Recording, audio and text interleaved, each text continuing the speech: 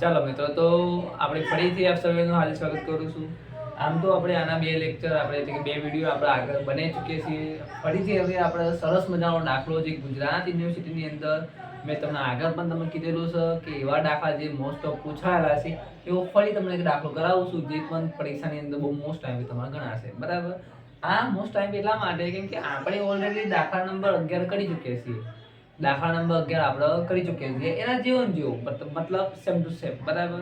યાદ રાખજો, GC study પોઈન્ટની અંદર તમને બધા દાખલાનું સોલ્યુશન તમને બહુ મસ્ત રીતે તમને મળશે.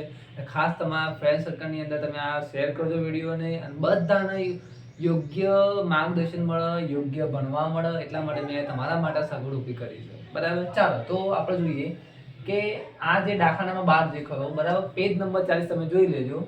નીચેની માહિતીનું સમષ્ટિ મધ્યક. પહેલી વસ્તુ મેં તમને કીધેલી કે સ્મોલ વાય બાર શોધો કે કેપિટલ વાય બાર.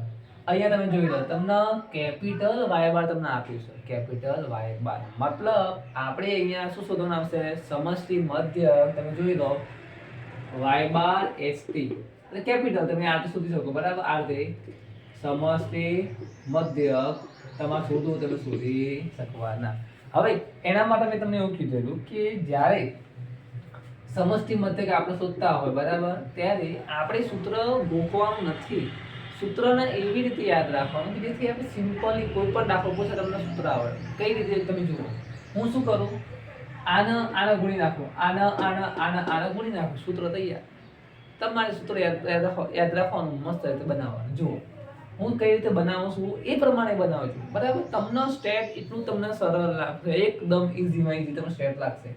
હવે n1 અને y બાર 1 જોઈ લેજો, પ્લસ n2 અને y બાર 2 પ્લસ n3 અને y બાર 3 જોઈ લેજો મેં કેવી રીતે બનાવ્યું. નીચે n1 plus n2 plus n3. સરસ, એકદમ સિમ્પલ, કોઈ અઘરું નહીં પડે. હવે શું કરવાનું? આપણે આમાં કિંમતો મૂકવાની. શું કરવાનું? આની અંદર બધી કિંમતો મૂકવાની. તો n1 એટલે 40, y બાર 1 એટલે 5, n2 એટલે 30, y બાર 2 એટલે 7, સિમ્પલી આપણને આપણે, પ્લસ n3 એટલે 30, y બાર 3 એટલે 6. કશું કરવાનું નહીં, જે કિંમતો મૂકી છે આપણે એને આપણે ગુણી નાખવાની. હવે નીચે n1 n2 n3 નો સરવાળો મતલબ 40 પ્લસ 30 પ્લસ 30. શું હવે? 40 પ્લસ 30 પ્લસ 30. હવે આપણને તો ખબર પડે, 5 ચોક 20 એટલે 200, 7 તારીખ 210, 180. નીચે 40 ના 30, 70 ને 30, 100. ઓકે? હવે 200 નો 200, 410, 410 નો 100, 510 નો 500 નો 90. કેટલા થવાના? 590. 590 અપોન 100. 2 0 હોય એટલે 2 પોઈન્ટ કાપી નાખો, જવાબ શું બને? 5.9. તમારે આ રીતે કરવાની, તમારે કેલ્સીમાં ભાગ કરી દેવાનો, તમને જવાબ 5.9 મળી જાય. ઓકે મિત્રો, યાદ રાખજો ખાસ, જો તમને અહીંયા સ્મોલ આપેલા હોય, બરાબર, તો સૂત્રમાં કશું કરવાની, ખાલી આ જે કેપિટલ વાય બાર હોય ત્યાં આપણે સ્મોલ વાય બાર 1 2 3 લખીને તમારે મધ્યકનું સૂત્ર બનાવી દેવાનું. બરાબર? આ વસ્તુ મેં તમને પહેલા પણ કીધી છે, અત્યારે તમને ફરી કહું છું. સૂત્ર મધ્યકનું કોમન રહેશે. એનો સ્મોલ વાય બાર હોય તો સ્મોલ વાય બાર મલ્ટીપ્લાય કરવાના, અને કેપિટલ હોય તો કેપિટલ વડે આપણે મલ્ટીપ્લાય કરવાના રહેશે. આઈ હોપ કે તમને આ મધ્યક સુધી તમને ખબર પડી હશે. બરાબર? હવે આપણે જોઈએ કે મધ્યકનું વિચલન આપણે કેવી રીતે શોધવાનું. તો મધ્યકનું વિચલન શોધવા માટે મેં તમને ફોર્મ્યુલા લખાવ્યું હતું બહુ મસ્ત રીતે. ફોર્મ્યુલા બનાવવાનું છે, મેં તમને પહેલા કીધું, હું ફરી કહું છું. હવે શું આવે? જો v y બાર st એટલે મધ્યકનું વિચલન આપણે આ શોધવાનું છે. હવે આના માટેનું મેં સૂત્ર લખાવ્યું તો શું લખાવ્યું મેં મિત્રો? જોઈ લેજો આગળનો વિડીયો પ્લેલિસ્ટની અંદર તમને બધા વિડીયો ક્રમમાં જોવા મળશે, 1 2 3 4. બરાબર? અને થિયરિકલ પણ હું તમને બહુ મસ્ત રીતે બધું જે આઈએમપી તમારી જે થિયરી ગુજરાતી યુનિવર્સિટી જે પૂછાવાની હશે એ હું તમને વિડીયોના માધ્યમ દ્વારા તમને પહોંચાડીશ. હવે સૂત્ર શું હતું? 1/n². આવું આપણે લખાયું છે, 1/n². પછી n1 માઇનસ n1, નીચે n1 અને અહીંયા s1². આવું આપણે સૂત્ર લખાયું હતું. પછી n2 n2 n2 n2 S2 square n3 n3 n3 અને અહીંયા n3 અને S3 નો સ્ક્વેર. બહુ મસ્ત મજાનો સૂત્ર તમે જોઈ લો. બધા આખા આ સૂત્ર તમે ઉપયોગ કરવાનો બનાવવાનું છે. આપણે હું કોઈ ભૂખંડપટ્ટી કરી નહીં આવતું, બધું બનાવું છું અહીંયા. હવે આ સૂત્રમાં આપણે શું કરીશું, કિંમતો મૂકીશું મિત્રો.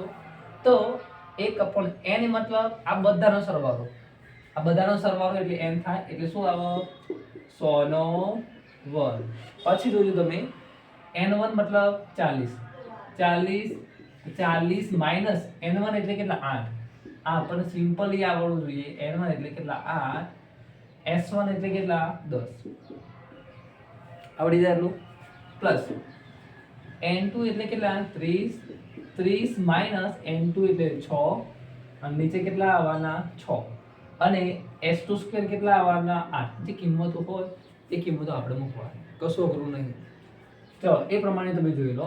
n3 એટલે કેટલા હતા આપણે 30, n3 તમે જે આપેલા હતા 30 એ પ્રમાણે લઈ લેવાના. 30 માઈનસ 6 અને નીચે કેટલા આવવાના 6, અહીંયા s3 કેટલા 9. બસ કિંમતો મૂકી એટલે તમારો જવાબ તૈયાર. કશું આગળ પાછી તમારે કરવાની જરૂર પડશે નહીં. હવે શું કરવાનું જુઓ. 100 નો વર્ગ મિત્રો તમે જાણો છો બધા 10,000 થાય. હવે શું કરવાનું જુઓ, 40 માંથી 8 કાઢો એટલે કેટલા આવવાના 32. 32 ગુણ્યા 40 ગુણ્યા 10. શું કરવાનું 32 ગુણ્યા 40 ગુણ્યા 10 એટલે 800 આવવાના. નીચે 8. સમજ પડી ગઈ બધાને? એ જ રીતે હવે 30 માંથી 6 એટલે કેટલા 24 ગુણ્યા 30 ગુણ્યા 8 એટલે કેટલા આવવાના 57 60 નીચે 6. આટલું ફાવા બધાને. હવે એ જ પ્રમાણે અહીંયા 24 ગુણ્યા 30 ગુણ્યા 9 64 80 ભાગ્યા 6. મેં થોડું નાનું કર્યું બરાબર, કે બોર્ડની અંદર જે ક્ષમતા હોય પ્રમાણે મેં થોડું નાનું કર્યું. તમારે પુરવણીની અંદર પેજ ભરવાના હોય એટલે આપણે થોડું વધારે કામ કરવાનું. ચલો આટલું તો આઈડિયા આવી ગયો બધાને. હવે અહીંયા 10,000 તો એમને રહેવાના. હવે 12,800 હતા એને આપણે 8 વડે ભાગીશું એટલે 1600. 57 60 ને 6 વડે ભાગીશું એટલે 960. 64 80 ને 6 વડે ભાગીશું એટલે 1080. ચલો આટલું આવડે. હવે 3 નો સરવાળો એટલે 960 ઉમેરીશું 1600 એટલે આપણને 36 40 નીચે 10,000 મળે. ચલો આટલું મળી ગયું. હવે 36 40 ને 10,000 વડે ભાગીશું એટલે 0.364. આ તમારું બુક પ્રમાણે જવાબ.